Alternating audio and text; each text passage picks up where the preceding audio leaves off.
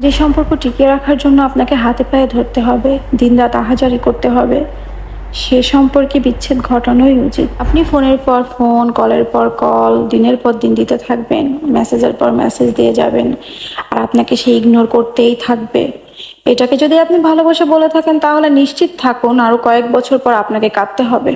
আর যার কাছে সময়ের জন্য আপনি কেঁদে কি মিনতি করছেন, আর সে আপনার চোখের পানিকে মায়া কান্না বলে উড়িয়ে দিচ্ছে, পাত্তা দিচ্ছে না, রেসপন্স করছে না, তবুও আপনি দিনের পর দিন আসার পর আশা করে যাচ্ছেন, তার জন্য অপেক্ষা করে যাচ্ছেন, ভাবছেন সে আপনাকে বুঝবে, সে আপনাকে কল করবে, সে আপনাকে মেসেজ করবে, সে আপনার অভিমান ভাঙাবে। তাহলে আপনি এখনো বোকার সাগরে বাস করছেন। বড্ড বোকা আপনি। আপনি বড্ড বোকা কেন বললাম? কারণ আপনার প্রতি যে মানুষটার কোনো ফিলিংসই নাই, যে মানুষটা আপনাকে বুঝেই না, যে মানুষটা আপনার কথা ভাবেই না, সেই মানুষটা যে আপনাকে বুঝবে, এটা বোকামি ছাড়া আর কিছুই না। কেন কেন আপনি বেশি কষ্ট পাবেন? কেন আপনি আপনার ভালোবাসাকে ছোট করবেন? আপনার ভালোবাসাকে ছোট করার রাইট আপনার নাই।